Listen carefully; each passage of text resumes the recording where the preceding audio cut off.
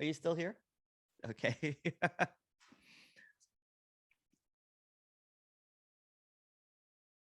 So what's being suggested is this question actually came, and it's a kind of a cool question. The question is, when the dreamer dies, what happens to the dream?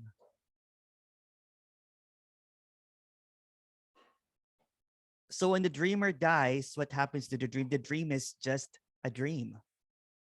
There's no more dreamer. There was never a dreamer in the first place. There was nothing happening in the first place. So the dreamer dreams of separation, that is separate from the dream. And the dream is seen as something that is real. The dreamer is perceived as something that is a reality.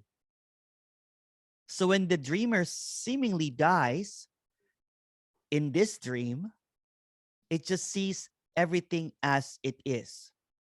It sees everything as this. There's no more separation. There's no more specialness. There's this unexpectedness that this is it. That everything that's longed for is this. And the idea of separation is just an idea. Just like what was mentioned, everything that will ever be said, everything that has ever been mentioned in the apparent past, present, or future is just a thought. So there will be a thought about liberation, a thought about the dreamer, a thought about the dream, a thought about everything that seemingly is happening. But when it's seen that everything is just a thought, every single one, there's no exception whatsoever. The thought about being, the thought about being, the thought about everything, the thought about nothing is just the thought. So all of that seems to, when the dreamer dies, everything that is dreamt up dies along with it. The belief system, the superiority, the inferiority, everything that is believed is dead. We were having a really good non-duality gossip portion in the breakout. And there was just a lot of a lot of talk. Kelsey's here. We're just talking about what died, what disappeared. So what disappears or what died is something that was never really there in the first place. Like a belief system, where is it in the first place? How about thoughts? Where is it in the first place? They were never there in the first place. So it's just seen as transparently empty, that nothing that was ever believed or every single thought dies because there's no thinker. Thoughts appear, but are they really real? So the realness of everything, the reality of everything, the seriousness of everything crumbles away. It disappears. We were we were laughing with Michael earlier. What if Karen dies? There are no managers anymore. So everything in seemingly in the dream of separation is seen as something that never happened. Separation has never happened. Nothing has ever happened. But seemingly everything is still happening, but there's no more holding on to something that's not happening. So when the imaginary is seen as the imaginary, the illusion is seen as the illusion. When it's seen that whatever is being seen is nothing separate from this. There's a lot of laughter that happens. There's a lot of grieving that happens too. There's a lot of spiritual people that you don't understand anymore. There's almost gonna like when the mention of love and light elicits a laughter right now. And everything that seemingly is unnecessary seems to just dwindle down.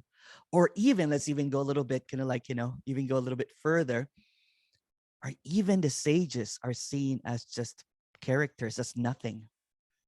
Nothing is serious. There's no more specialness. There's no more, this was the ultimate, this is the thing. Everything is just seen through the lens of wholeness.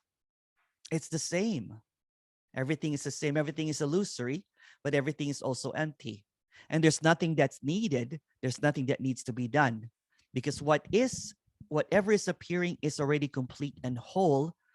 And for a lack of a better term, nothing. It's all nothing. It's always been nothing. But this is not really it's seen all the time that this is nothing. Kind of like what George was saying earlier, that after a really, really difficult day, at the end of it, it was really nothing. At the end of this seeking, at the end of it, it was really nothing. At the deathbed, it's really nothing. So all of this seeming seeking and everything, Michael keep on thinking that he's still here. Are you still here? Okay. It's really nothing, because that thinking, when that ceases, this really matter? It's all for nothing. It's all for nothing.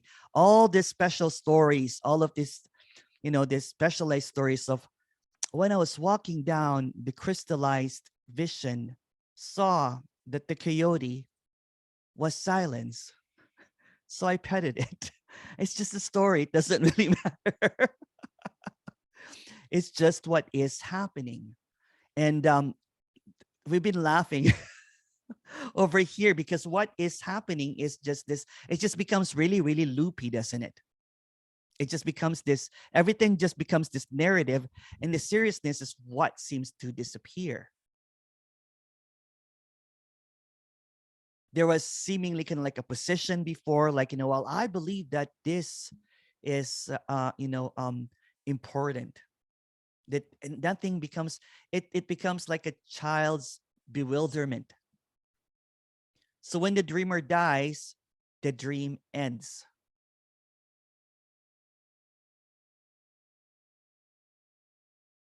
It's just emptiness. So you don't even call it an illusion. It's just what is. You're not even trying to figure out if it's a dream or it's an illusion. Is this an illusion? Is this 99.99% emptiness? It's just what is. The story ends.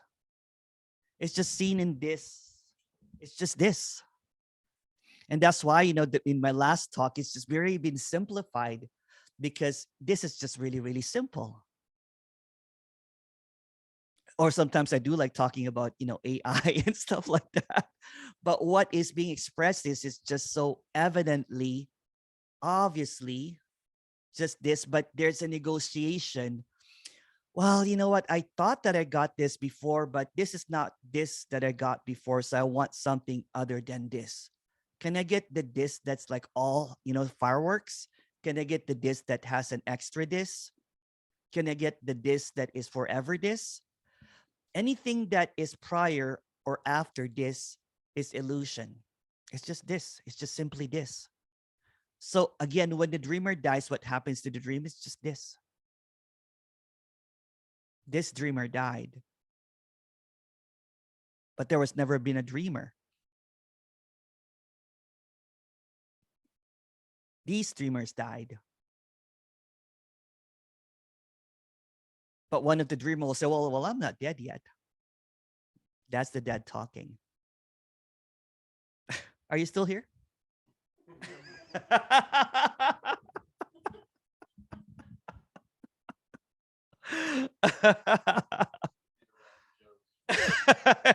Yeah. And then you're going to write a book saying, I'm not here anymore. It's going to be a bestseller.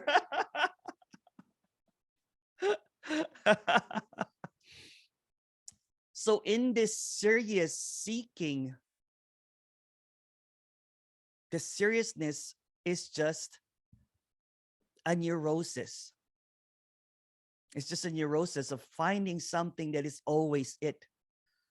It's almost like this is like, oh, it's always this, but how do I maintain this then? How do I hold on to this? I got this, but how do can I extend this to next tomorrow? No, it's always this. Can I extend this to infinity? It's just neurosis. It's always this. Even the trying to extend this or maintain this or hold on to this, it's like It's like taking again a picture of something and holding on to that picture and calling it this. But what this liberation that is boundless, that is already always this, never dies. What dies is the seeking of it. This unconditional freedom is without death or without a beginning, is without any kind of separation. So how can it be lost when it's always it? It's always it. So the one that's looking for it is it. So liberation is looking for itself. So emptiness is looking for itself. And then the seeker will say, but I am not emptiness yet. I'm like, well, I don't know. There's nothing but emptiness, but not as a concept of what you think is emptiness. Emptiness can appear as someone hearing this and trying to block it by thinking that, well, you know what? How do I practice this then? You can't practice this. It's already as it is. It's perfectly as it is. It's already mummy. Hi, mommy. And everything that mommy does is emptiness. Everything that mommy does is empty. Because she's mommy, I'll call it divine emptiness. It's already divine emptiness. But it's nothing at all at the same time. Right? So there is this pretense of this character that I call mommy. And mommy goes to sleep at night, seeks, listen to the videos of Emerson, apparently. But she's not really listening to Emerson. She's listening to itself, to herself, reminding itself that it's always emptiness, that it's always this. There's always divine. It's always perfect, no matter what. That it doesn't need any guru. It doesn't need any teaching. It doesn't need anything at all because it always is already what it is. It's already completely empty. And then this narrative, this idea that mommy, it's Vic's mommy, actually, not my mommy, but I call her mommy, is this appearance. It's the appearance of the infinite appearing as a mom, appearing as someone wrapped in a really comfy blanket. It's wrapping itself in comfiness.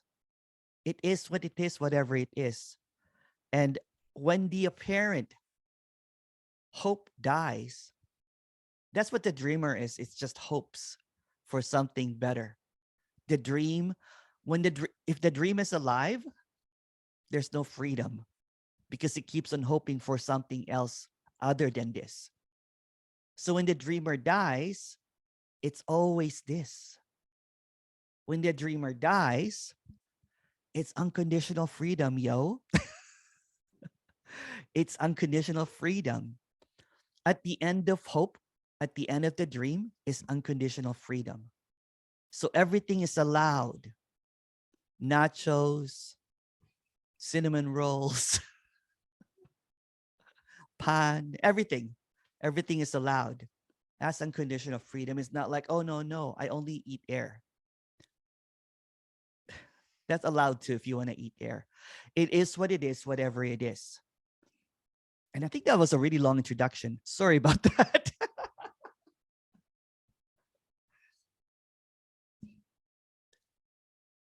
There's a question here.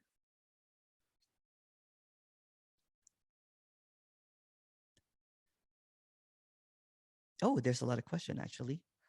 There's a question. Do me's fall around you just by association? For example, family or down at the supermarket. When I enter a supermarket, everyone drops.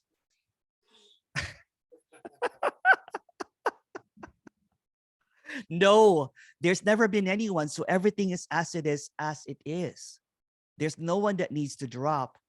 There is an easiness seemingly, when there's this kind of like talk about this, there's a lack of seriousness. There's a lot of laughter.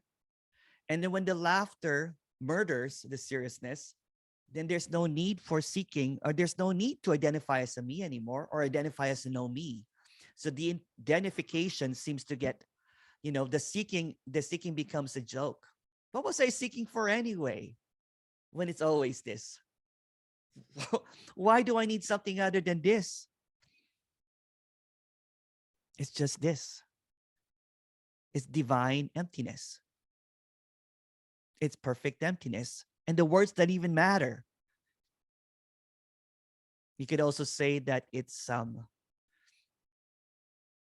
dark chocolate, which is really good here. It's just what is. Everything is singularly all of it.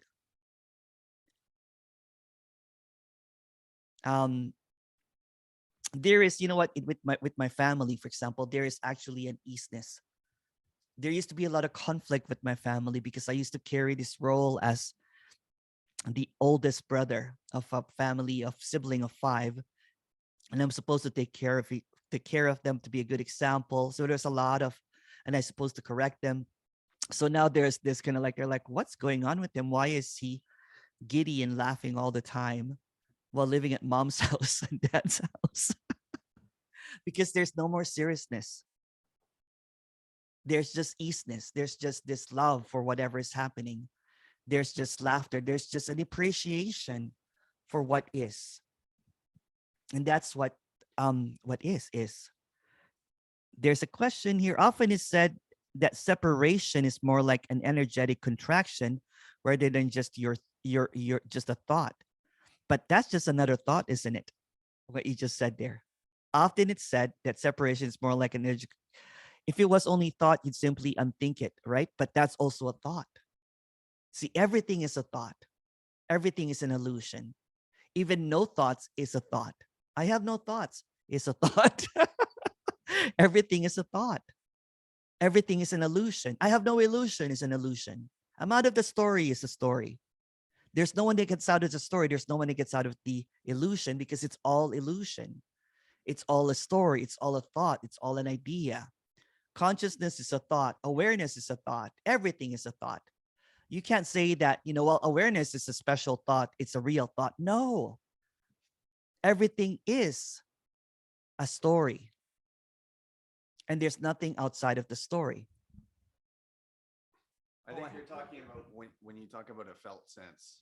Oh, okay. That's kind of what they're referring to. Like you say, there's a felt sense, and they're saying thought versus the felt sense. Okay, sorry. Yeah. Often said that separation.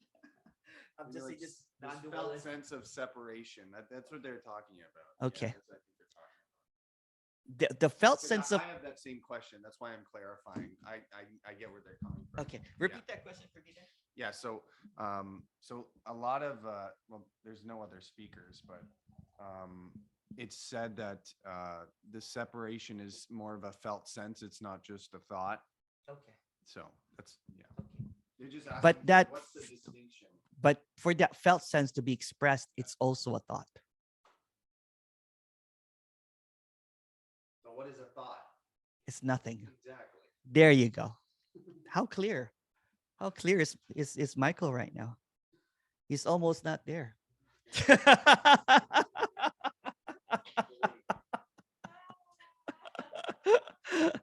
We're just having too much fun here. Hey, Anne. Hi, Emerson. Can you hear me? Hello, Anne. Hello? Hello. Okay. Can you hear me? Yes, I can. Okay. So it's not like yesterday. You can hear me clearly.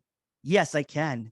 It was funny because there was this point that it was just like you were underwater and then you came out of the water. But go ahead. It's clear right now. Yeah. Okay. The question came from resonance. Yes. So, the question I asked about, I guess I should say apparent needs fall away. Yeah.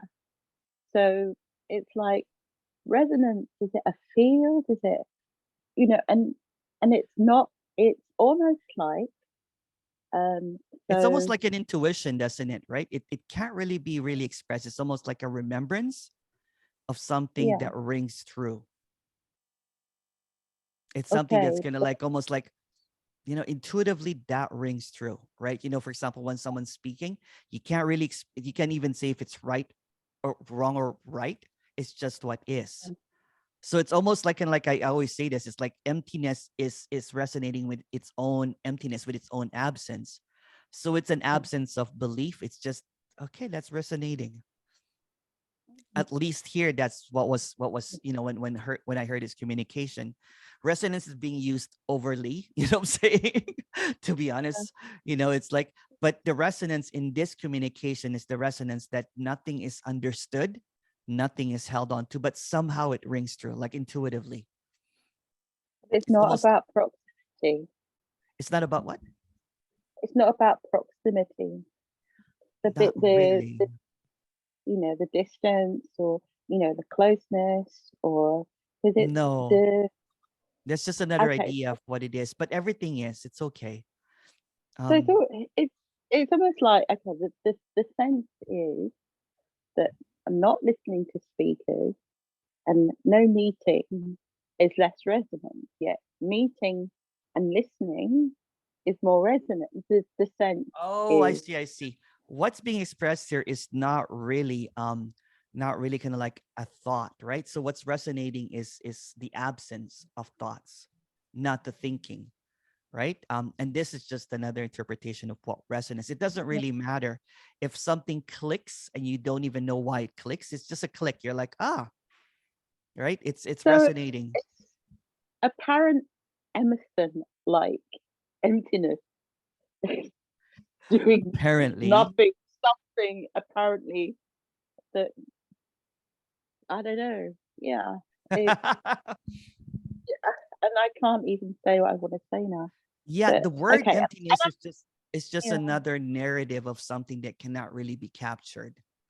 It's just a mhm, word in trying to express something that is always in everything, mm, that is always presently alive in every single yeah. thing. I guess That's never been absent even for a single moment, because there's no moments. And that's actually, I like that, actually, that since there are no moments, it's permanent. okay. They're imagining more imaginary moments that seems to appear here and there, but there's permanence that is empty. That's what's Yeah, but resonating. it's like the coyote. The coyote's empty. The The what, sorry? coyote, right? The coyote, the animal that Oh, you the met this coyote, the morning. coyote, yeah. Yeah, yeah. That story is so funny. That one. Yeah. That one. And is there something about the apparent Emerson that has some sort of response in the environment? There's no Emerson. So Emerson, the Yeah. environment, it's just what is, right? So what is just walking, there's snow So what falling. moves? It's the What moves? illusion. The illusion is moving and its stillness appearing at the same time. So there's stillness and the illusion of Oh, movement I've happening. lost It's like you. oh, Can't can you hear me hear. now? Yeah, Can you hear me now? yeah, Okay. So it's I the know. dynamic emptiness or the dynamic stillness that is happening. So everything that seemingly is moving is an Mm, illusory expression of something that's immovable. Everything that's mm, seemingly changing is the illusory expression of something that is unchangeable. mm, So, but it's appearing simultaneously, meaning that there's no difference between the two. It's the same thing. So mm, kind of like what I said in the opening there, that when there is the death or when there's a collapse of the dreamer or the character, it's just seen as this, and it doesn't even try to say that it's emptiness or illusion or whatever. It's just what is. It's just beyond words and understanding. So the So thoughts that's appearing, that's moving, all the thoughts that's moving is just irrelevant. yeah. Yeah. Is the apparent you like ripples? Is it like, throw a stone in the middle of a still pond and you get like the ripples? So is the apparent you like that? There's no one here, so this is just I an know, appearance. I know. But Yeah. I suppose the direct question is, Like, do you affect your environment? Um, So, yeah. In the so it's, story, and it's just a story, right? In the story, there seems to be a lot of lightness and laughter. There's no more seriousness in yeah, in interactions and everything. Um, yeah, Prior to the ending of the story, there was a lot of drama. There was a lot of blaming and shaming and being victim and all of this kind of stuff that was happening. So now there's just a lot of laughter in all of those stories. So there's no more yeah, seeking energy here, and it's just mm, loves eating lots of food and laughing. It's just basically it. It's just a celebration for nothing. It's just yeah, what is. So there's no idea about holiness or enlightenment or awakening. It's so irrelevant. It doesn't matter. It doesn't think about this is emptiness, this is an illusion. It doesn't think I at know. all. Yeah. I don't. I don't even know what's going on here. It's like Jesus had had apparently in the story had an effect on people, and some it was positive, and they went out and did stuff Yeah. apparently, Yeah. and others kind of like wanted to throw stones at him and spit on him and all that kind of stuff. But there was an effect that he had on the environment just from being his being. Oh It's, yeah. it's So yeah, even that is a story, right? Because there's really no yeah. effect. There's even no So effect. Yeah. Seemingly, just coyotes roaming around and and licking. yeah, Uh, yeah, yeah, yeah. I don't know. Um, yeah, that's the best actually. I don't knownness. That is the best. Right? Is the I don't yeah, knownness. It's the suspension of the knower, the suspension of the believer, and in this just kind of like, and the character is just authentically a character. It doesn't pretend to mm, be like a seeker or enlightened seeker. yeah. There's only two. But I'm not sure what's going on. Generally, I just Nothing. wonder. I wonder. I have something to eat. I talk to people, but for some reason, and it's no question, no Ex- nothing. It's Excellent. great, Excellent. and and yet, sort of speaking to you now, it's kind of like I wonder if there's something about what's going on there that Oh, it's like that movie. would, There's something about Emerson. yeah, Nothing. That's but, something that's going on is nothing. yeah, yeah, and but it's that thing, because you don't want to say, oh, but Emerson's very special, and yet, and but yes, Emerson is, See, although that's he isn't. that's see that's the story, right? There's a story of either Emerson special and then Emerson is not special. Both are just narrative. So when it's Yeah, seen that that is just the dream, meaning that it's just what is, it doesn't really matter if he's special or not mm, special, or if he's here or not here, because this is just an appearance. It's kind of like if you look at the sun and you're like, oh, that's a really special sun today. It doesn't mm, matter. Oh, it's really shitty sun today. It's just it's mm, still an appearance, right? It's just an appearance, and all of this appearance comes and yeah, goes, and what is just this unknowingness, the nonness, the I yeah, don't knownness. It's beautiful. yeah. But it's this. Okay, so empty fullness, um, nothingness. Um, but so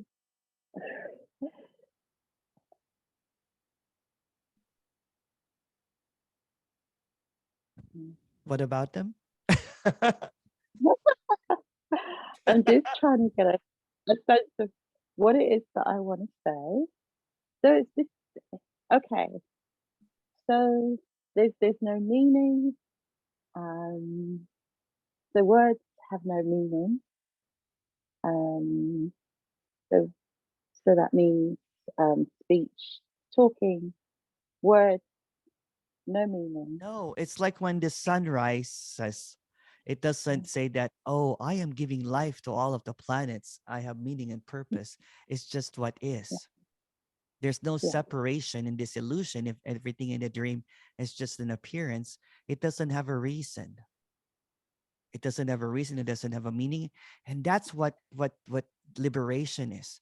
Because when there is an entrapment of meaning and purpose, that's the slavery. Because if you don't have a yeah. purpose and you don't have But meaning, then you're failure, which is just an illusion. So when it's seen, it's when it's free as it is, no matter what it yeah, is, without any words or definitions or any kind of um meaning, then it's just free mm, as it is. mm. But There's nothing when special, and that would not matter if someone's special or not special because it doesn't have a meaning and purpose. And that but is when what is. the jail comes back, so there's What freedom, and what then jail? the seeming jail returns. I yeah, the seeming But when it's seen that jail. there's no jail, there will never be a seeming jail, right? It's like when it's seen that there's a prison, you know what I'm saying? When it's seen that the prison is imaginary, it's not going to imagine another prison again. Mm. But Once it sees that, like, oh, there's no prison. mm, Yeah, you know, it will never like come back unless unless it creates another illusion of liberation. The jail can only come back if okay, there's an imagined idea of what liberation is. It's like it so reminds me of people that go inward, um, because there's an imagined, mm, consciousness or whatever, an imagined, freedom. So there is a maintenance of that imagination because it mm, is still in jail. mm, So when it's seen that there's no outside and inside, everything is already free as it is, there's no yeah, need to, there's no more imagination. It's just what is.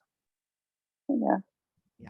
So when people make that analogy about a glove, so the falling away is almost like when you have a glove, you take your glove off and it's the wrong way round, and then but when you turn it the right way round, there's still bits of the glove that haven't straightened out. I'm not sure. I'm not So really sure about the analogy now. there's there's it would there still be parts of the glove that aren't straight? So there's still Well, it's still what? Sorry. kink Oh, okay, sort okay. of Um, um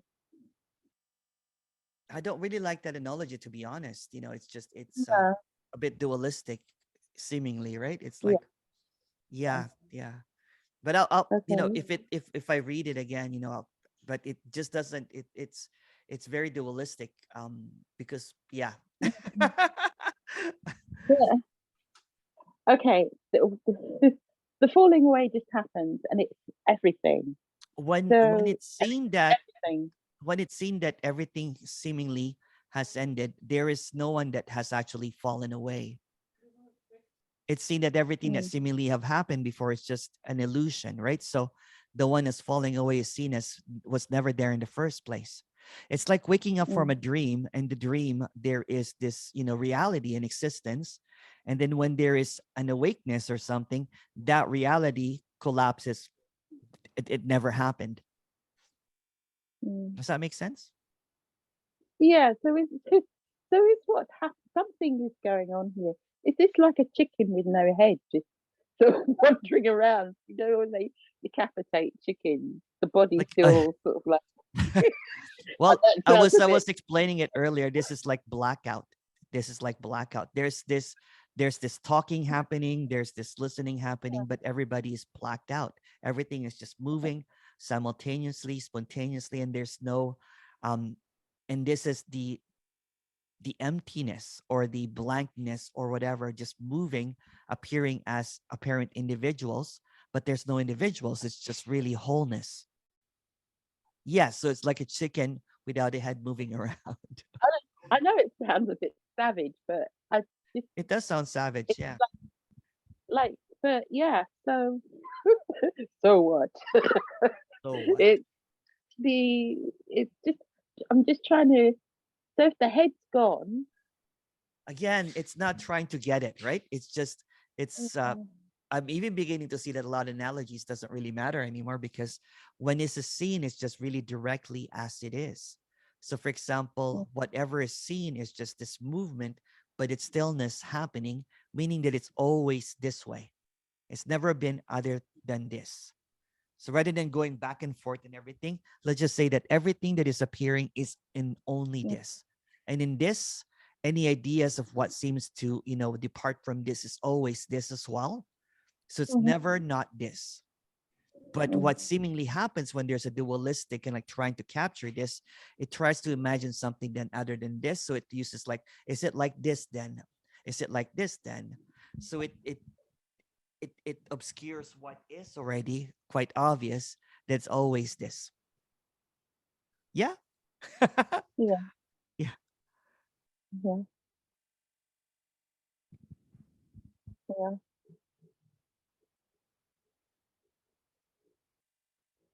Um, okay, Thank you, Anne. okay.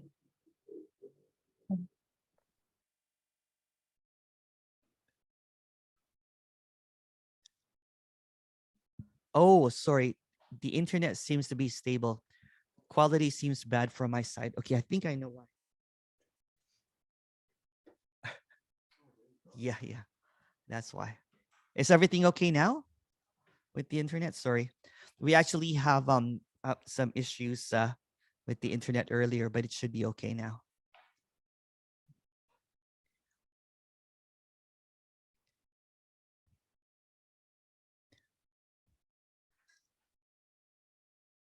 It's going fast again. Okay, good, good. Thank you. Thank you, Cal. Oh, hey, Kathy. Hey, what when Anne was just talking, what I was thinking about was um, how the top like four speakers, I'm not going to name names, in radical non-duality, everybody has spent a lot of time in meditate. Well, I don't know what I mean, I know you did 10,000 freaking hours of meditation to get the award, whatever the hell they gave you, and and everybody else, like, Tony Parsons was with Osho. I don't, Jim, they all did on, you know what I mean? They all, it somehow, I know it's a dream. There's nobody here. You never were, blah, blah, blah. I can go through the script, over and over, but it's just something I can't, it's like strange. In the narrative, because there is this intensity, and this is just a story, right? There's seemingly a lot of characters that have seemingly fallen away, and that seemingly has a background in the intensity of the seeking of Oh, this, you're going in and out. Oh, You're going sorry. in and out. How's that? I Okay can't now? hear. Okay, yeah. Okay. In the story, there seems to be a lot of character that seem to have fallen away and seem to have had plenty of practice in meditation, plenty of Oh, yeah. practice in spirituality. But what seemingly happens is when it's seen that all of that seemed like a dream, there was no cause and effect anymore. So that did not cause it. But in the narrative, since there is a seeking, in this circle, saying spirituality, but there's also a lot of people in the story that has never encountered spirituality. I have talked to a lot of them that has never even been No, exposed but to.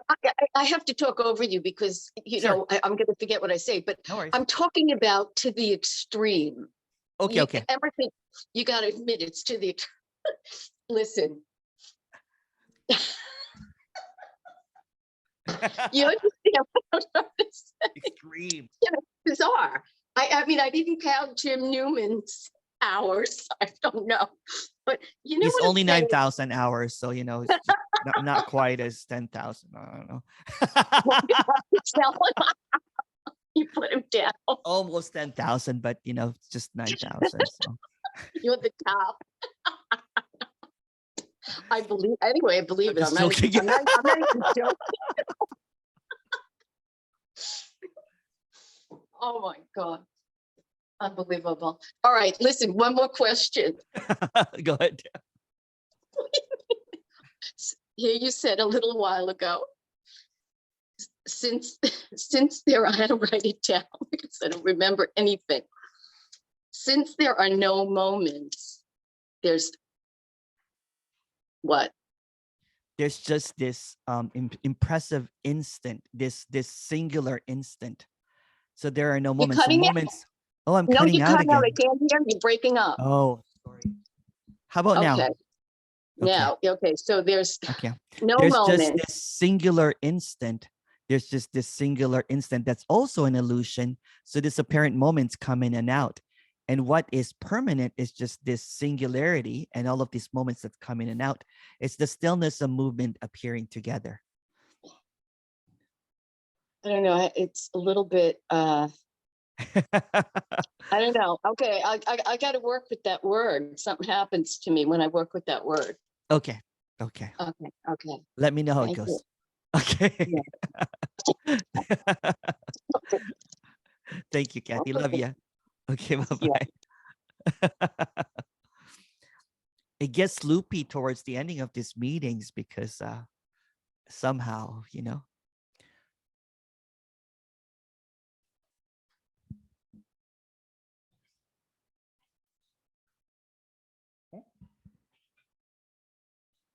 anything, yeah. Okay.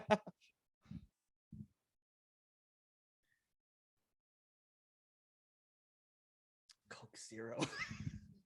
So good. I'm reading your mind. Are you? Even though you don't have one. Mm. Can I see for 1 second? Yeah, for sure, for It sure. won't affect the what? It was cutting in and out. Yeah, if you move it, that's why. Oh, sorry. Yeah, yeah, that's Okay, never mind. that's why earlier. Sure. Sure, sure.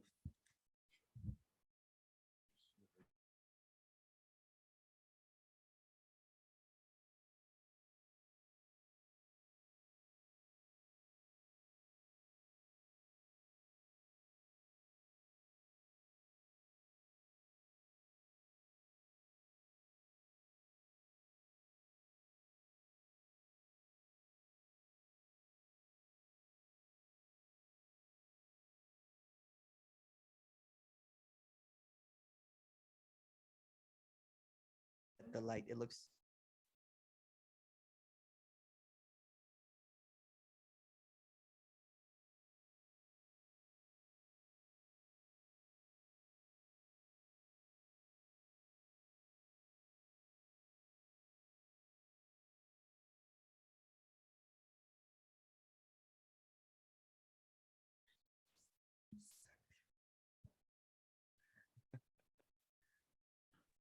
Don't hear you, Can you hear me Emerson. now?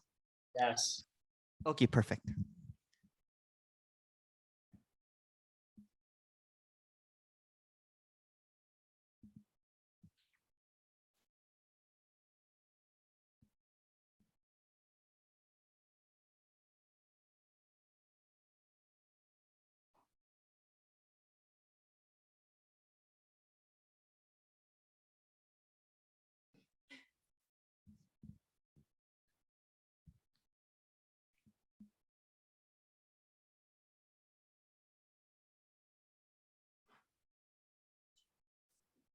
We're going to ask Sundeep to teach us yoga classes later.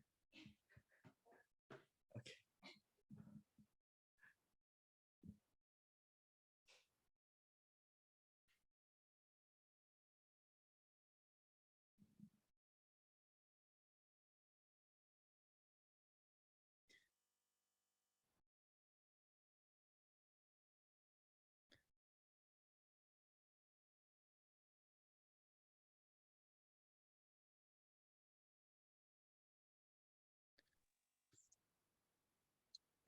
Oh, okay. Hey, Kathy. Hey, Oh, was it Anne first? Oh, Kathy. oh, sorry.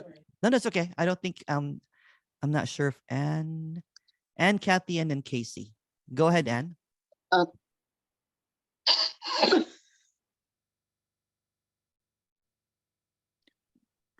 Okay, I'm not No, sure of Anne. this is what I have now. oh, there's Okay. Ann. There's Okay. Ann. Okay, go ahead, Kathy, Oh, okay. and then Let me, Casey. yeah, yeah, okay. I am.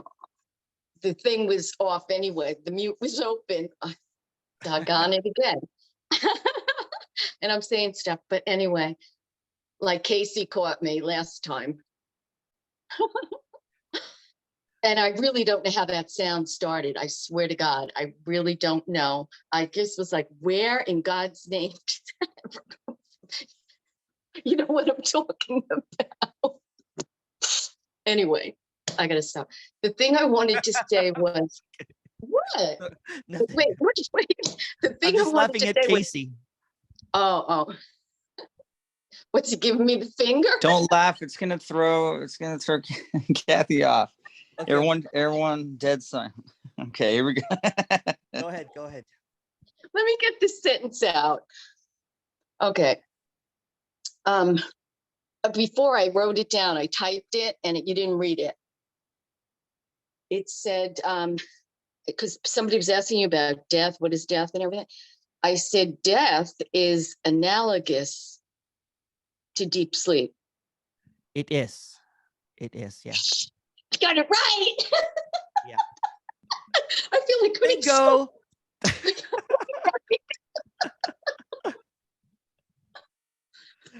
Bye. Bye. Thank you.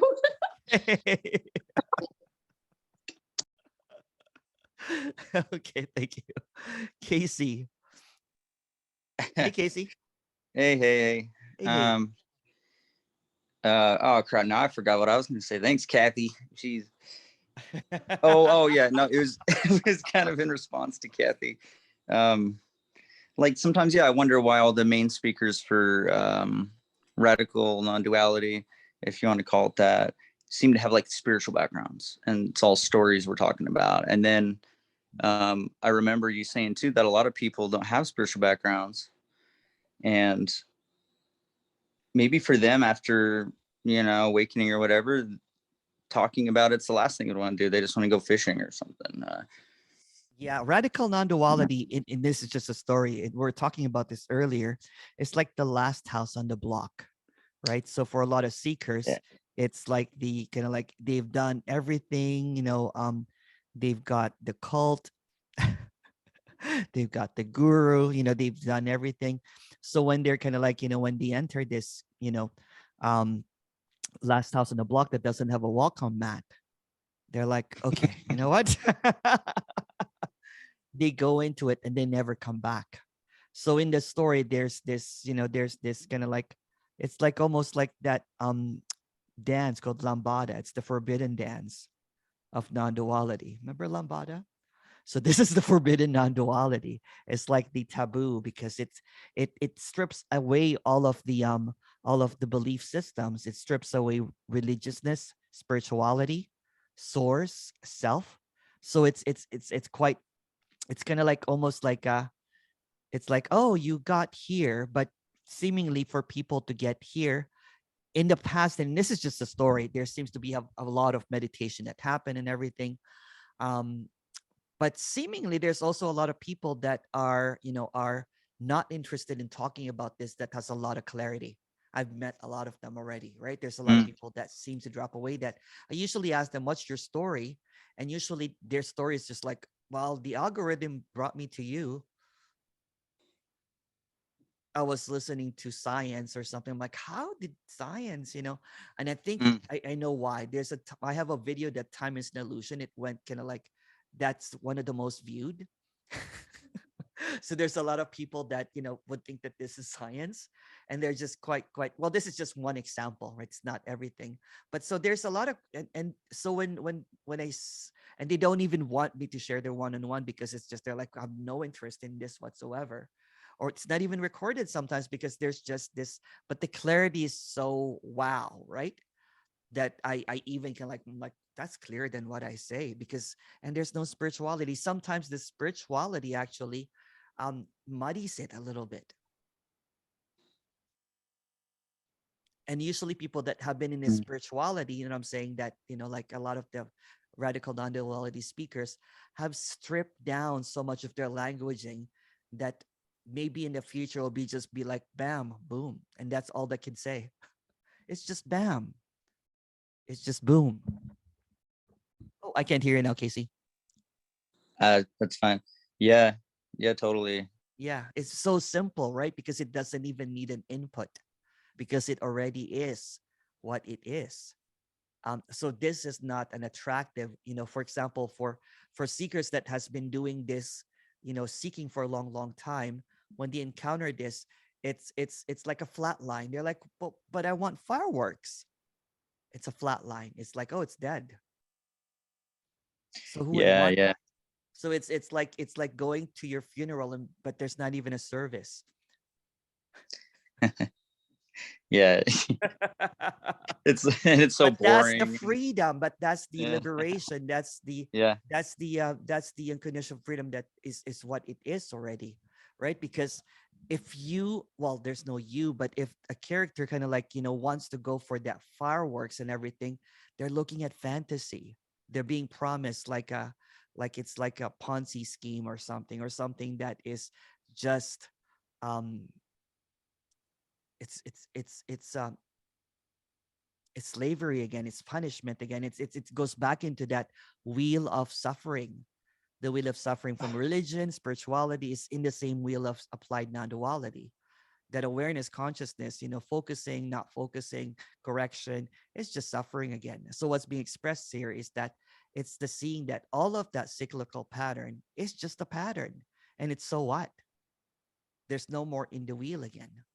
And it's not even a negation anymore, right? Because what's being expressed is neither no me or me. It's just what is. It's not a denial that there's me, because it's so funny because when people hear this communication, they're like, well, you're a no me person. I'm like, well, there's no me person. There's not even a person. It's not a denial. It's actually this full on walking to the park, seeing a coyote and petting it. What happened with that coyote, man? You gotta share. Something happened. Oh no. Did he It's bite you? actually no, it's just a dissolution of the special story because I was walking this morning and I was Yeah. just like it was snowing here. There's a snowstorm here, right? So it's like beautiful winter wonderland. Snow was kind of like, you know, like then my puppy was just like, you know, walking, you know, it's so exciting. I looked like it looked like I was stepping on, you know, a walkway made of diamonds. It was just so beautiful. So it's just like Mm. mesmerized, you know, in this empty nothing. It was so beautiful. It's just like, you know, it's kind of like when someone's having a glimpse, they're just like, oh wow, this is so good. Yeah, yeah, yeah. Which is, you know, which is not special, by the way. So anyways, just like this kind of like, oh wow, it's beautiful. Oh wow, And I wow, walked a wow. little bit early because I know that I had this meeting. So I wanted to walk my dog a long time. So usually I walk when there is the sun rising. So this is before sunrise. It's dusk, right? So I was walking, and then Ella pulled her leash a little bit, and then I'm like, and then there's like another dog. I'm like, oh cool. So I can like petted it, and then I was wearing these headphones, and I heard someone saying, what's that? Something kind of like whoa or something, shoo. And I looked at the person and looked at him like it's a coyote. So I was petting a coyote. Shit, man. And it was And then like there were two coyotes, you know, and the person goes, why are you feeding the coyote, or why are you petting? I'm like, oh, sorry. I'm like, oh shoot, you know. So I went home and I washed my hand. I'm like, you know, I'm like, oh gross. I was wondering why it was so rough, but it was just this in this like, wow, this, you know, there's just this just I think so you're crazy, but that sounds it just sounds crazy. It sounds like it is. But you know what's also funny is that it could have also be the same if someone if that coyote took my hand and bit me. But in this spiritual circle, it can be made into like Emerson met silence with silence. The coyote saw silence in Emerson and it licked its hand. That kind of thing, right? It was nothing special. It's just what is. There was just really, you know, in this story, there's just a really absent-minded guy that just loves the snow and thinking that it's a winter wonderland. No, it could have gone a sideway. It could have been like, holy shit, there's a coyote here, and the coyote attacked. You know what I'm saying? It's the same story. So what's being expressed here is that There's this narrative of special or non-special. Special and non-special are both stories. There's nothing at all.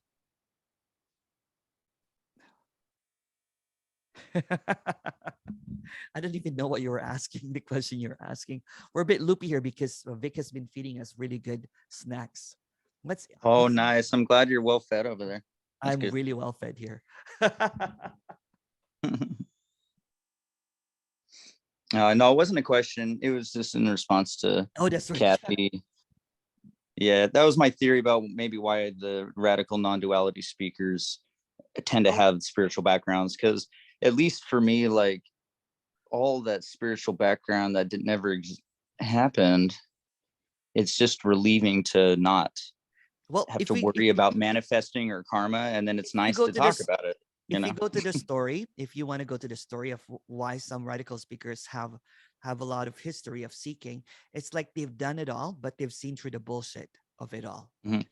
They've gone to the ashram, they've gone to the Osho, they've kind of like followed gurus, they've done 100,000 hours of meditation, fabricating, you know, and they have done it all, and they still Yeah. can't get to seem to find the freedom. They see that it's bullshit, that this this carrot of enlightenment is bullshit, but it's so persistent in the seeking that it goes all out, right? So some of the teachers like Richard Sylvester, he went through all the circus. If you read his book, Confession of a Seeker, it's hilarious because he was with the guru, and it's just Mm. it's the same narrative over and over again. So people that have, in the story anyway, it's almost like whistleblowing.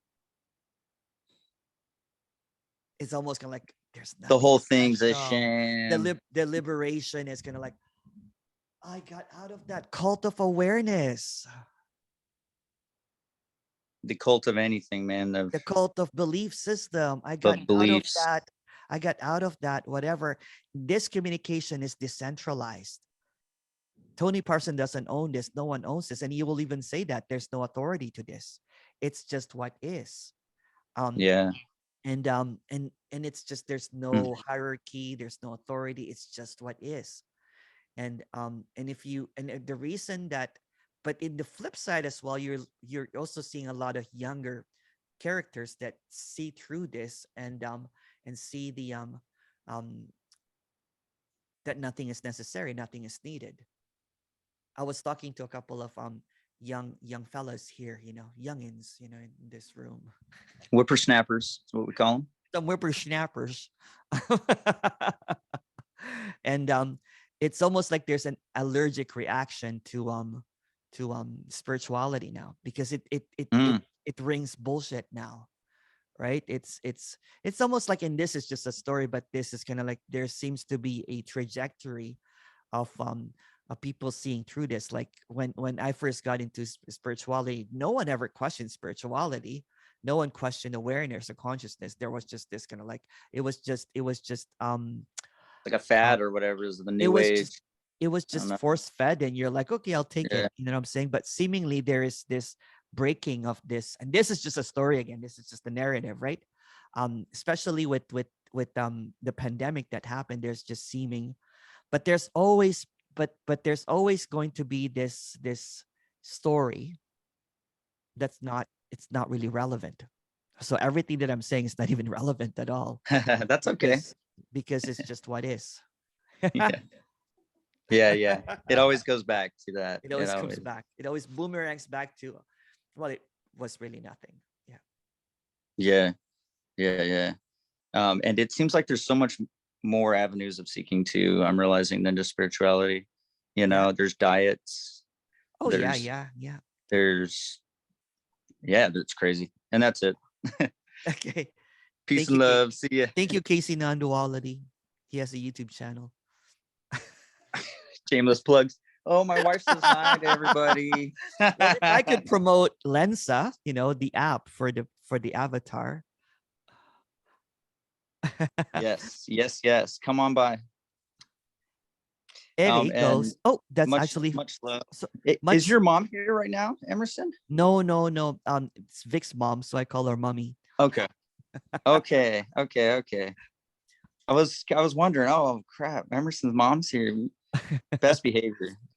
If my mom was here, she would be probably praying, Vic's closing mom's her here, eyes. best behavior. Same thing. She'll What be, sorry, if my mom was here, she would be, clutching her rosaries right now.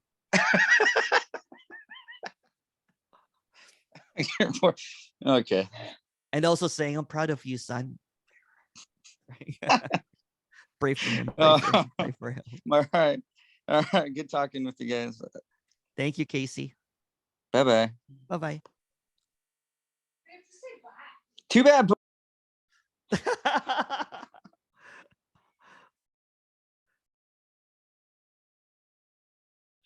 Emerson, Hello.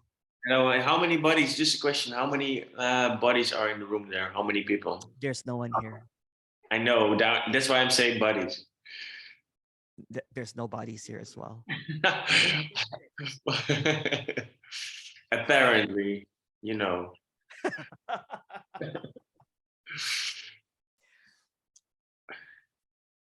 I can't count. It's just infinity. There's an infinite number. It's just me, with my voices. Yeah, you're faking. It's AI. All deep fakes. All AI. You're all putting up a show, right? It is just all me here. Yeah. Meing or being? Memes. Memeing. No, there's there's a lot of people.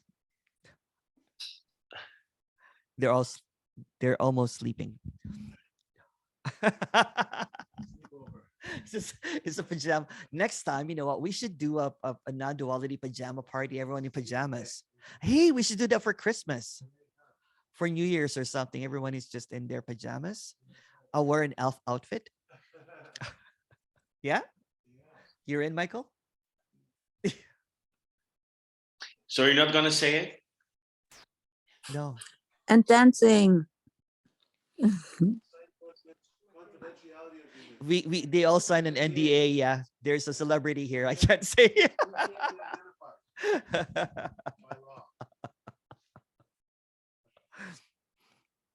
Canadian law. Yeah, it's a Canadian Charter of Rights. the Charter of Rights. Yeah. I work for the government.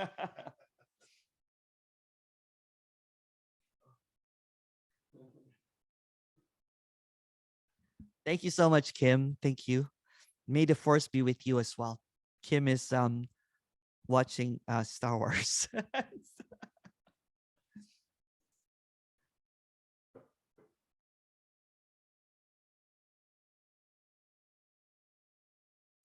I can't believe 100 people showed up in this house today.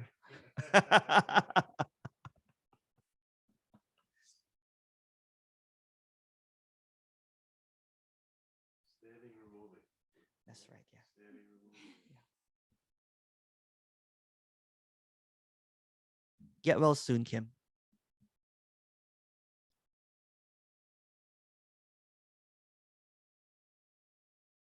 It's just me and a voice actor with different voices.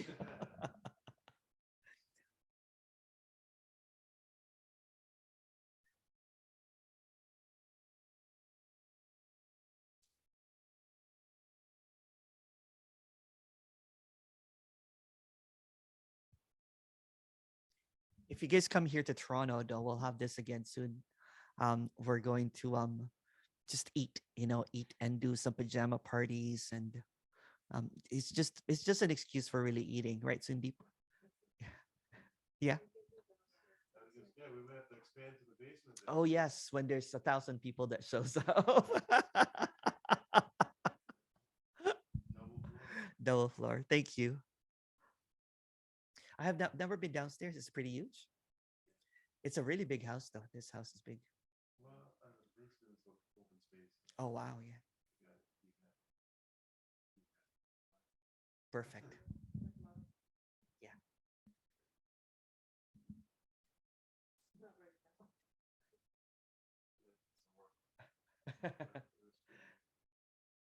Well, this speaker is the best promoter.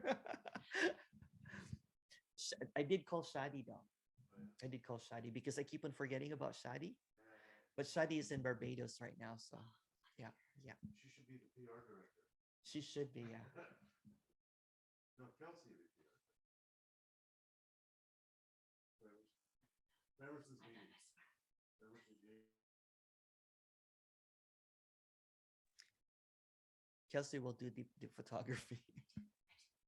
She does pictures. Yeah, yeah.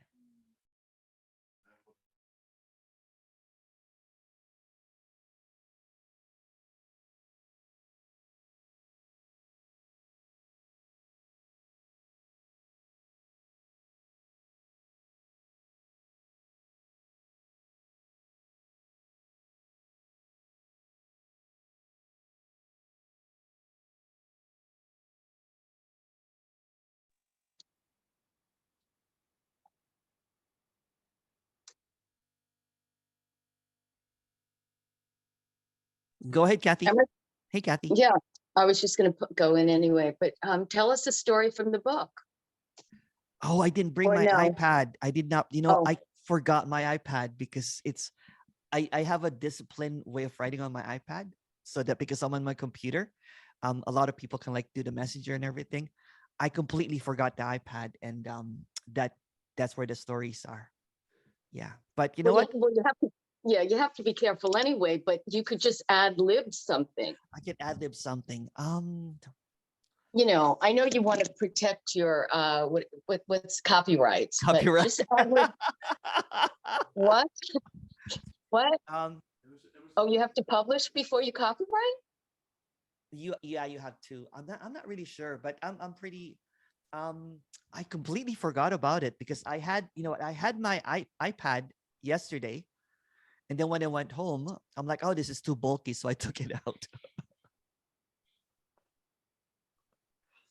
I can't remember right now. We're just really loopy here because we've been eating and laughing and. Well, you were going to just ad lib something just 2 seconds ago. You said you'll ad lib. Go ahead, ad Okay. lib. I can't Thank think of you. the story right now. Make it up.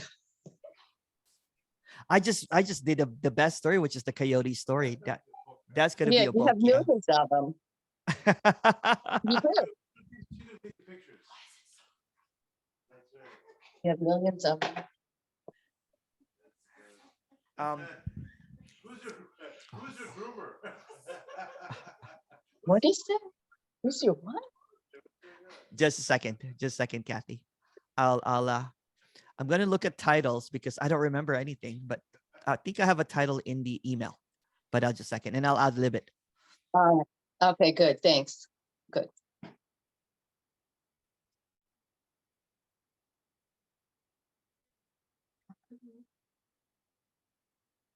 Yeah, you have to take a copy.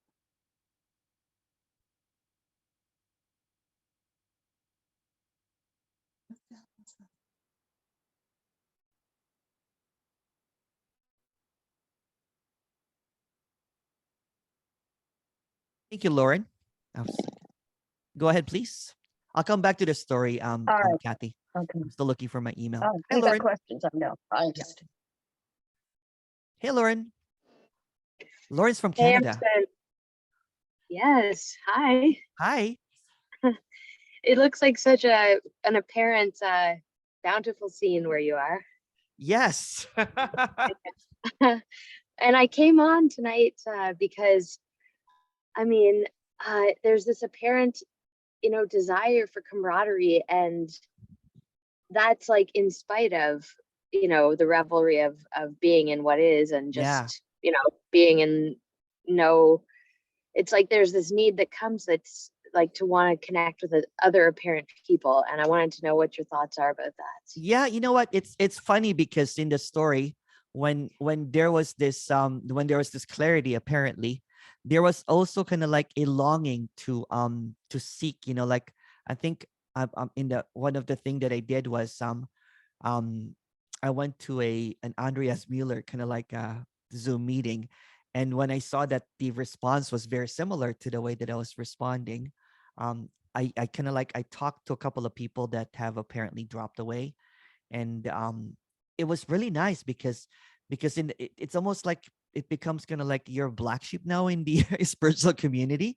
No one understands, or even in the applied non-duality. So yeah, if you're in Ontario, right, Lauren? Um, it's Yes. just what is as well, right? There's just this longing, kind of like you know Kelsey. Kelsey's here. Oh, you don't know her. Oh, okay. I thought you did. Okay. Kelsey saw you in Jim Newman. So Oh, there's cool. Great. what's that? Yeah. Yeah, Jim Newman was very nice to you, apparently, is what Kelsey said. That's so funny. Oh, He was sweet to her? Oh, okay. Okay. Apparently Jim Newman was very sweet to you. I This is don't how know, but rumors start. yeah. Oh my gosh. Yeah, no, that's it. That's the I have been in other groups and they don't resonate anymore. And it's not a problem, but it's really just a question as to like how to um just what is connection after um this radical message. Yeah, there So there thank you. seems to be just an easiness with the connection, right? It's this, this apparent group. There's no we we have gone out to eat, saying it's just really fun. It's just a really fun group and no hierarchies, no it's just nothing serious, and it's just the love, what I'm saying. For we don't really talk much about non-duality too sometimes. It's not like it's like we're lecturing each other non-duality. It's Yeah, just it's a exactly. shared, it's just shared, kind of like almost, but there's a shared expression sometimes that there is a loss or an absence of belief system, kind of like what a couple of ladies were talking about here about the allergic reaction to some spiritual nonsense. um Yeah. and it just becomes this almost like an easiness, and it's just really nice to meet apparent others that that talks about nothing. There's not a lot of seriousness in this group. There's no kind of like, it's very easygoing. It's a lot of laughter. It's just a lot of jokes. Yeah, I was gonna Yeah. say other people who get your jokes. Yeah. Yeah. Yeah. Yeah. Okay, well, thanks for having me. Thank you, Apparently. Lauren. You're not that far, right, Lauren? You're like somewhere in Ontario. Yeah, I plan to join you guys sometime. Yeah, Yeah, for yeah, sure. yeah. Yeah. We're just a go bus away. Yeah, yeah. Do you know Lauren, Michael? No. Okay. What's that? There's fans of you here, Lauren. Michael's a fan of you, and and Kelsey is a fan. Fantastic.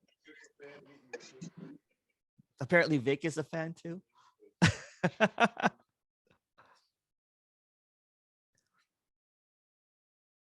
Oh, story. Okay, let me look for a story.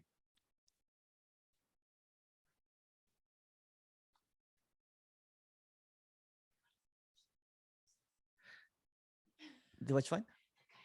That's the story that I was waiting for. I gotta publish it. Yeah.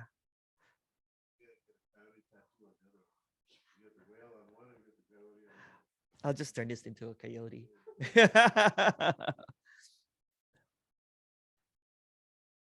Oh, here you go. I can tell a story about this tattoo, which is really, really funny. That's just another kind of, okay. So the story about this tattoo is when there was a I think one of the first glimpse that I got was when I had a dream at night. I was in the middle of the ocean and I don't know how to swim in a canoe, and a whale, breached from the ocean and swallowed the canoe and this character in whole. And it was just the deepest peace that I've ever felt in that time anyway, right? So that was what prompted a lot of spiritual seeking, was that deep, that clarity of being kind of like, of facing death, being drowning in the ocean, in the middle of the ocean, and a whale kind of like, so ever since I've always wanted to look for a whale. I wanted to go whale watching, because I'm like, that's my spirit animal, that's my spirit guide. So it got into a lot of seeking, and towards the end of my my spirituality towards the end of me as a teacher. When I was really, really desperate, I went to an island that has a lot of whales. In British Columbia, there's a lot of orca whales and everything, and there's an indigenous community there. So so at the last resort of my seeking, kind of like, when I was getting desperate to regain the enlightenment that I thought that I lost, I got this tattooed. And then one of my best friends said, I hope you find, because she goes, I think you lost your moral compass, Emerson. You're supposed to be serving others, not partying and that kind of thing or whatever. I can't remember what she said. And I love her. I love one of my friends. And I said, I am going to make this a serious journey of seeking for my enlightenment. So I actually got a tattoo of it. So this is a result of seeking for enlightenment and exiling myself in an island. So went to the island, you know what I'm saying, and then I exiled myself, um and then at one point it was really, really funny. I was looking for the whale, and I would see whales kind of like coming up and down and everything. And I was encountering this radical communication. So I was still looking for that spirit whale as a sign of my liberation, as a sign of that I'm on the right path, so to speak, right? Because show me a sign and everything. And then one day, someone told me, they're like, there's a dead whale. So I ran to this, like I think it's like, I don't know, to this area, and there was this whale that was beached, that was dead. And I felt free again because I was holding on to that whale, holding on to that whale, you know what I'm saying, as a sign for my liberation. But he was dead. That was the last hope that I had. And I'm like, okay, you know what? I might as well DJ now. You know what? My killer whale is dead. And apparently after and this is just a story, after a couple months after that dead whale, there was a dropping away, because that was my last hope. And that's just a story. Yeah. So yeah, I'll change this tattoo into a coyote. It doesn't really matter to me anymore.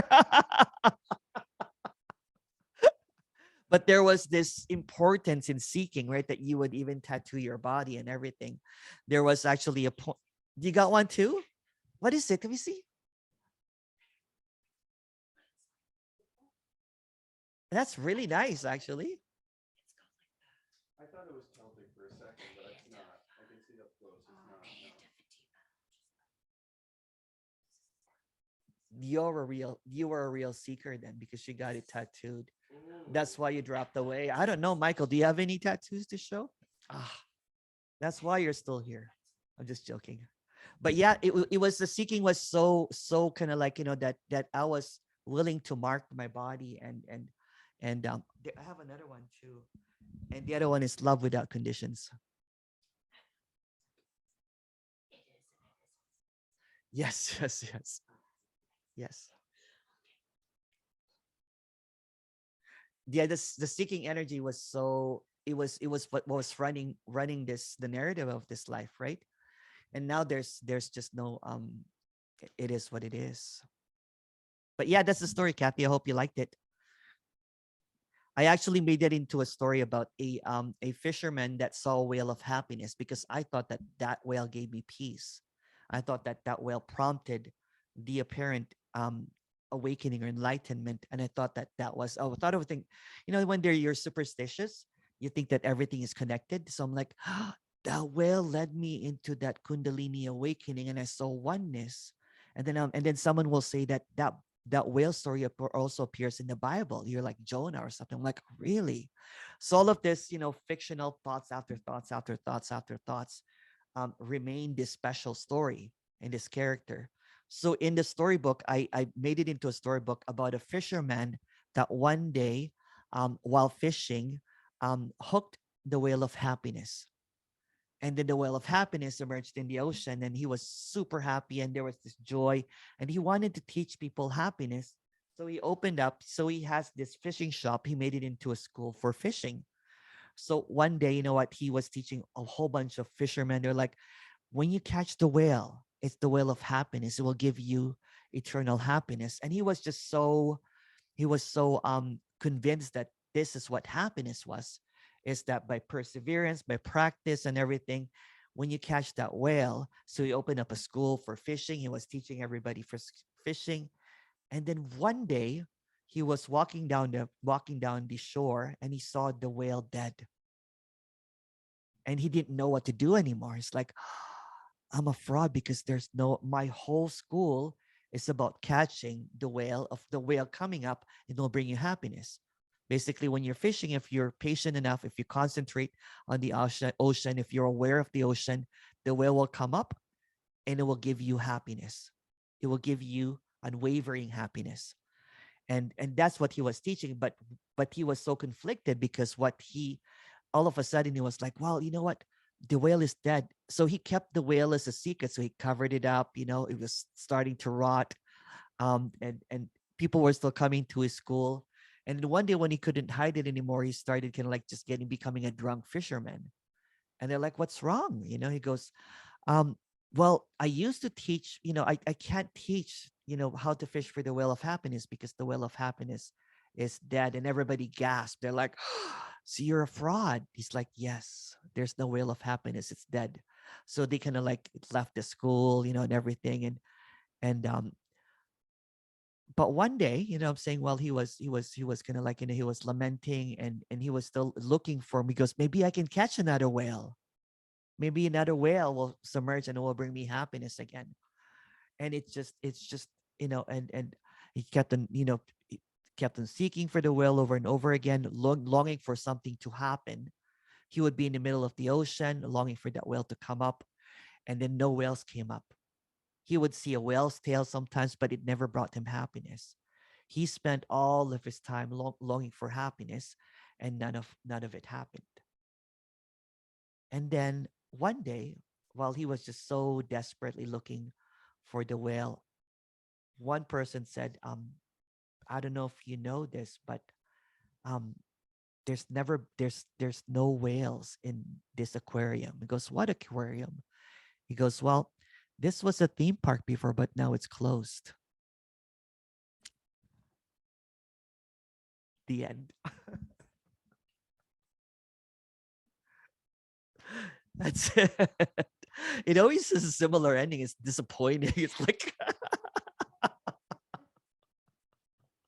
but that apparently brought the fisherman happiness, because he had this delusion that, that there was a well of happiness. So when the delusion ended, it was like, well, I guess I can leave this theme park now. It's closed for a long time.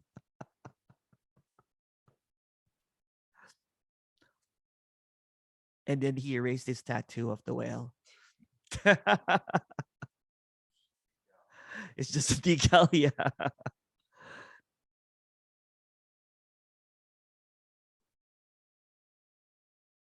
Oops, sorry.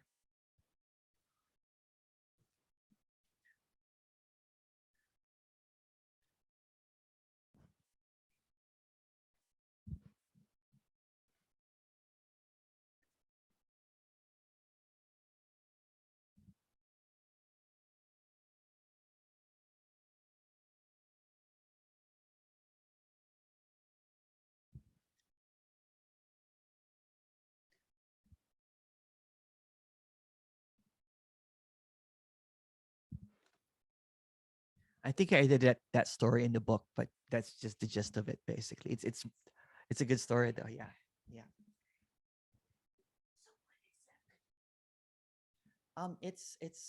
What is a Kundalini awakening? It's a story again. So there's kind of like almost like a heart opening, and then there's this kind of like this. Don't really remember anymore, but what from my apparent experiences, there was just this. It's like the the coil or whatever. It's just a narrative. There's really no such thing. Um, it's like a glimpse that made into a story, into a Kundalini awakening. So what I saw in that apparent awakening was that I saw everything as one. But I added religiousness and spirituality to it. I saw everything as God, basically. So in essence, it's a visceral grip. Yeah. I think I was hugging a whole bunch of people at that time, and a whole bunch of people that were in that street in Vancouver, had a lot of addiction. So they were asking me, what are you on? I'm like, nothing. Kundalini. Well, I didn't even know what it was, but someone told me that that was a Kundalini awakening. Yes, very similar to what other, yeah. But from what I've heard, and this is just a story again, I've heard of many people that have a Kundalini. There's a stuckness in the dream because there's a belief that it happened to them.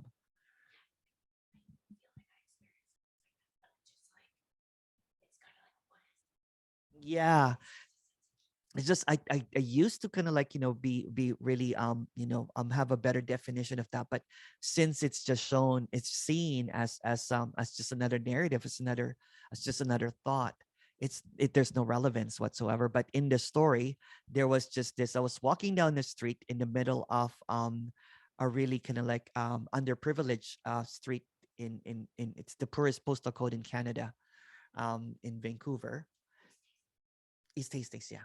And everybody was shooting up, and there was some workers that was helping. Prior to that, I did like a 200-hour certification, spirituality or whatever. So I was like on my spiritual high horse, and then I stumbled upon that street. And when I stumbled upon that street, there was judgment right away. Kind of like, I'm like, oh, they're going to steal all my Lululemon and my kombucha and all of my mala beads, because I was in this spiritual kind of like high, right? And then I went home, and I got scared because I thought I was going to get mugged. And I went super Karen on my real estate person. I'm like, you sold me a house near the East Village in Vancouver. And then I was like, wait a second, after thousands of hours of meditation, I'm still not compassionate.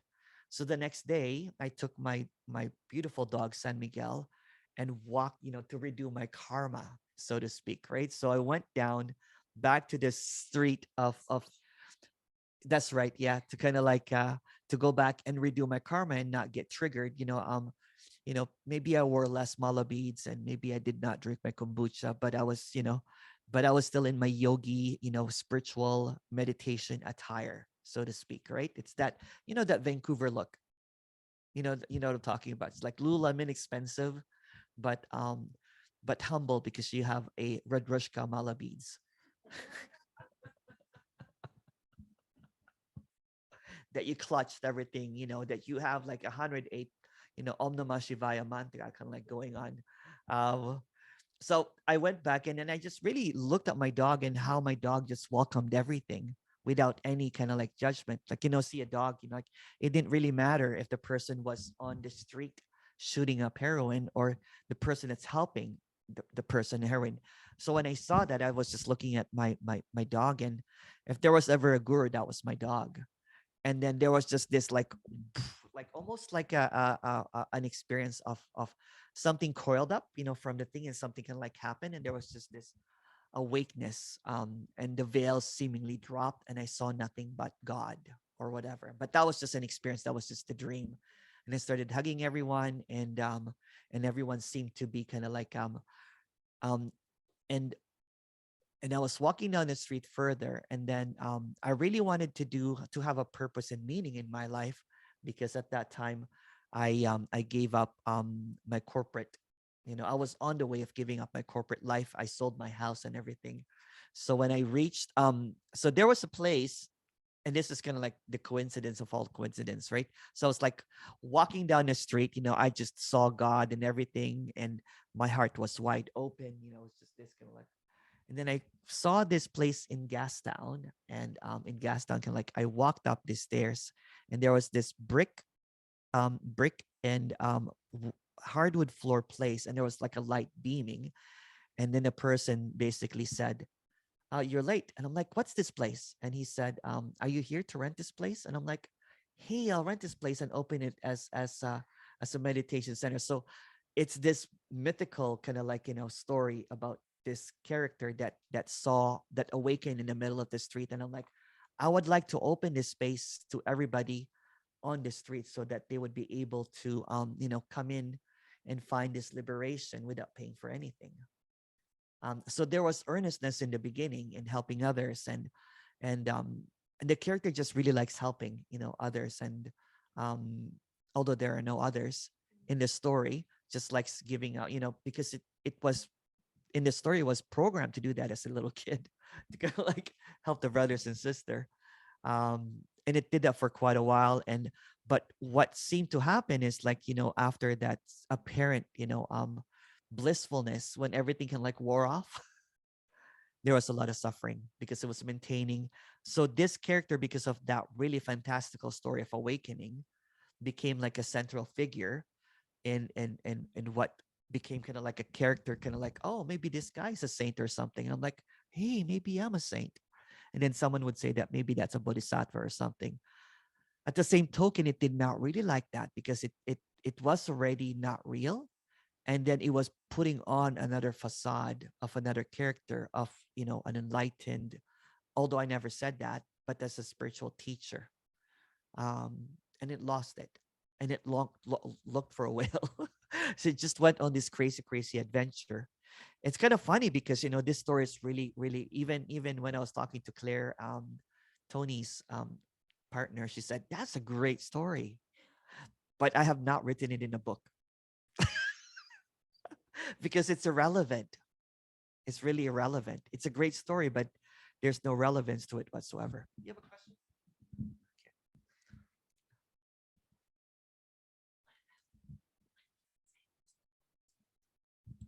That's just another story. The question from Kelsey was, what if people say that there are no coincidences? I'm like, that's just another thought. So everything that will come out is a thought. The seeming programming of this one is to maintain that this is reality. So if you, for example, if you bought that there are no coincidences, then you think that this is real. Then you think that then you think that you're real. And then it goes back into this boomerang of cause and effect, you and me, others and everything. And all of a sudden, there is this realistic experience of suffering again. So, yeah.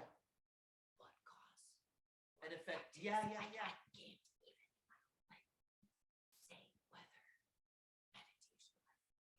Yes, that's what I mean.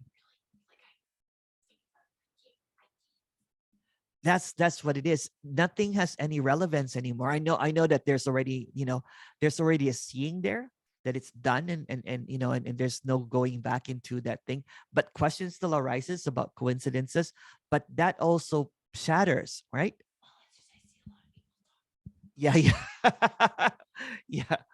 It's a coincidence though, isn't it? That people talk about the coincidences, which is just another thought. Yeah. It's just a really what again, every corner, every angle that you look at the illusion is maintaining the illusion. These stories about this, and it just goes into a deep rabbit hole of illusion. It just keeps on maintaining the reality. And all of a sudden someone has figured it out. And that someone that has figured it out will bring you back into the rabbit hole that this is reality, when nothing is really happening.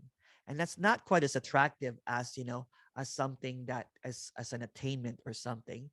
But that, and again, to answer back to that question of what Kathy was saying, like how usually people that have been in a spiritual commune, like Jim and Tony, right? If that's the people that you're talking about, apparent, radical, it's just they've just seen through the bullshit of it all. And if you really look at what is done, there's no kind of like there's no sangha really. There's no satsang. It's just what is now, right? There's no when in comparison, this character does not see itself as anything anymore. Not as a teacher, not as someone that got it. It's just a really goofy, hungry guy that's all the time eating, that likes eating all the time. And that's basically it. This is really an excuse just to eat here at Vic's house. Came to the right place.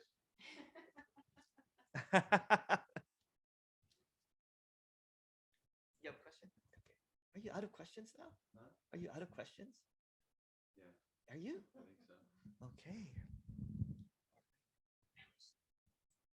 I wish George was here too. Yeah. I think he was jumped in waiting like for you. twice. Yeah. Yeah.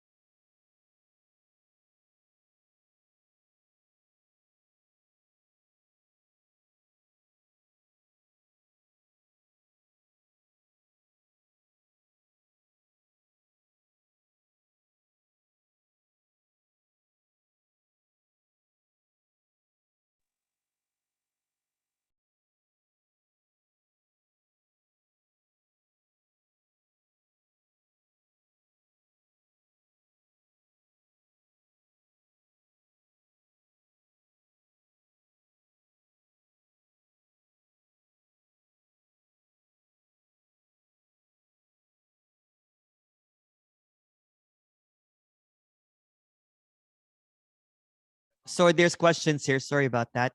Um, see, you were like the Dalai Lama. No, no, no. The, when I actually saw the Dalai Lama, because I wanted to kind of like see the Dalai Lama. I think he went to UBC, University of British Columbia, one time, and then it's almost like he, tongue in cheek, he was doing a whole bunch of, it was just a whole bunch of elaborate what do you call this, not derma talks, but it was elaborate and rituals. So we're just watching a whole bunch of monks doing rituals and everything, and it was just nuts. And then there was someone basically that we were with that was so angry because she found out that they were not vegan. Yeah, that's what I remember. But yeah, the Dalai Lama is no, this was a very low key kind of like character that was really conflicted at the same time, but wanted to do well, wanted to do good. It was a party animal, corporate dude that wanted to be the best son for their parent, wanted to be the best version of himself, and but the apparent character was was a failure at that, so to speak. Does the character become more like an animal or child after liberation? There's no when it's seen that there's just no comparison. It's just strange sometimes. Like, I think some of the people here is like, you just don't know what's going on. So there's a suspension of comparison of, are you a child? And everything that's being told there is just a story, it's just a narrative. But sometimes I open my eyes and there's no one that opened their eyes. I'm like, what is going on? And then that question evaporates and this appears. There's no more questions, really. So that question that seems to appear is, there's nothing relevant anymore, right? So for example, if there's nothing relevant anymore, and that's what the unconditional freedom that's being talked about is, so free that everything is allowed. It's not this imagined kind of like fairy tale of what freedom is, because that's bondage. When an idea about freedom is, that's actually bondage. It's just not seen that way. For example, let's use the Dalai Lama, for example, right? Poor dude, right? He's just a central figure of this, you know what I'm saying, character. And he was picked as a child. So all of his child is in this prison of the benevolent, holy, and yeah, he can't even get laid. So you know what I'm saying? It's just this story. You know what I'm saying? It's just this story. So he's trapped in a story about, that probably will not go on and not be released. But but again, there's so much liberation here that he can talk about anything. There's just unconditional freedom here. That there's no more kind of like hierarchy or limits, or no filters, right? And there's this just freedom here. So when you see it's all BS, it feels shattering sometimes. Like, well, what's next? There's no next. All that there is this. And this is what is already is, people talk about awakening, enlightenment, liberation. Liberation is always here, but it's not waiting for you. It's not looking for you. It's not longing for you. Liberation is always available, but it's not available as an individual idea of what liberation is. So when liberation is seen as this unconditionality of what's appearing now, just laughter and non-seriousness, talking about whatever, then all the BS about liberation dissipates. It's gone. So shoveling the snow is liberation. Walking the dog is liberation. Stepping on poop is liberation. Whatever seems to appear is liberation. It doesn't have a constricted idea of what it is. It always is liberation. Let's even take away the word liberation. This is just stillness moving without any purpose of reason. As let's even take away that, it's just all empty. In this emptiness, nothing really happens. But what a wow experience this is, that when there's no experiencer, of feeling the air, feeling the temperature, tasting the food, walking, talking, you know, talking to mommy and Vic and everyone here. It's just so beautiful. And having this meeting seemingly happening online all around the world. How is that even possible? Kathy. Oh, I can't hear you though. Hold on. Just a second. Oh, can you guys hear Kathy? No, no one No. can hear you, Kathy. Oh, sorry. Okay. Okay, there you go. Okay.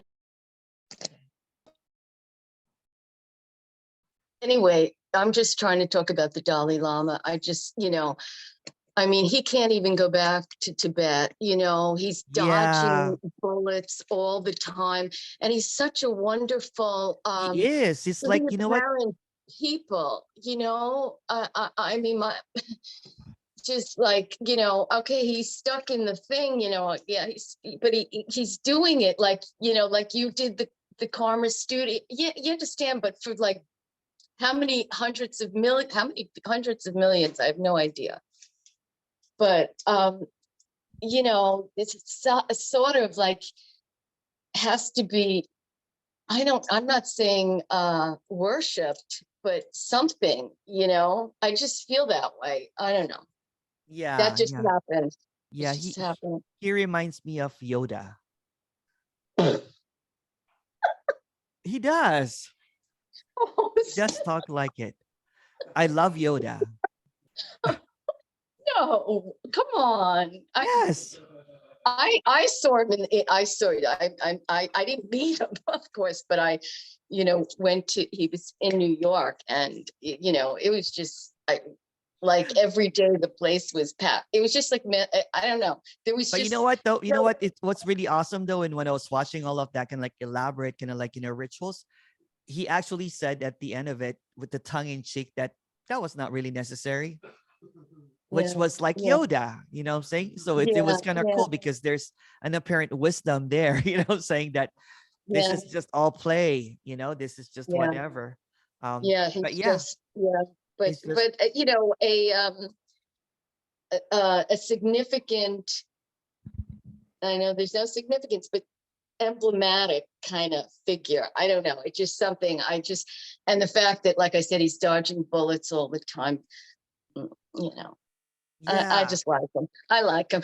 yeah. That's I like him too. I like him too. I paid good money to see him, like like Yoda, But but you did get a T-shirt because we actually during that time. No, no, no. oh, come Seriously, on, yeah. seriously. You did get a T-shirt because we were, it was like it was a good charity for something. So if you had an orange T-shirt, meant that you have paid over, what money, and then you were in that circle, and then but I think I fell asleep midway through it and I was snoring, but it was just all of these rituals and everything. But at the end of it, because there was this kind of like, and oh, this is really, really awesome too, because I was so obsessed with holiness and everything. So I actually ended up getting 5 Radrishka mala beads from him, blessed by him, that it was like my prized possession. Imagine wearing a mala bead blessed by the Dalai Lama. So here I was like walking around. I'm like, this is one of the 5 beads that was given to me by the Dalai Lama, and I would like to give it to you.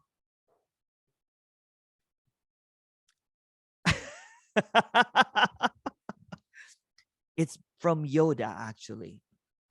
It's from, but there was a lot of love for that character. But when it's seen that everything is just a character in a story, what I'm saying?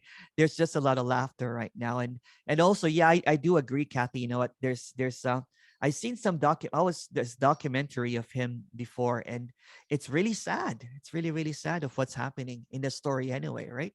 That he has to dodge bullets and he had to hide and he's not in his homeland. What's that? If you watch Return of the Jedi, um, he's the figure that saved Luke Skywalker. Oh, really? No, but some Kelsey's asking who's the Dalai Lama here. She doesn't know who the Dalai Lama is. From the Nexium, the vow thing. Yeah. Rainier, whatever, can used him as a figure to kind of um it's a clout thing, right?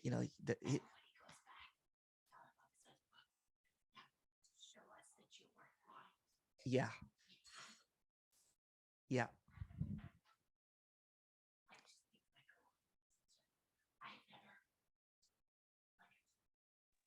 Oh, Emerson, by the way, I want a karma teacher, karma teacher t-shirt. Oh.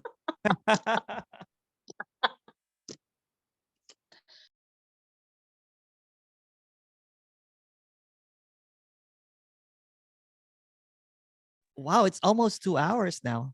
Sorry, Kelsey. You did, yeah. Yeah. We're talking about Rainier now. Well, thank you so much, everyone. The Dalai Lama went to jail? I'm not sure. Probably, yeah. Yeah, probably. Sure. Probably in protest. Thank you so much. It was great. Thank you so much, Emerson. Thank everyone. you. Everyone, thank you so much. Bye-bye. Someone, I know it's really late over there. We're just gossiping about the Dalai Lama here. Thank you so much, everyone. Mwah. Thank Thank you, you. Emerson. Thank you. Bye-bye. Thank you so much for everything, guys. And I'll leave the breakout room if you guys want to go to the breakout room. It's open right now, and I'm gonna eat some food. Thank you. Bye, everyone. Bon appetit.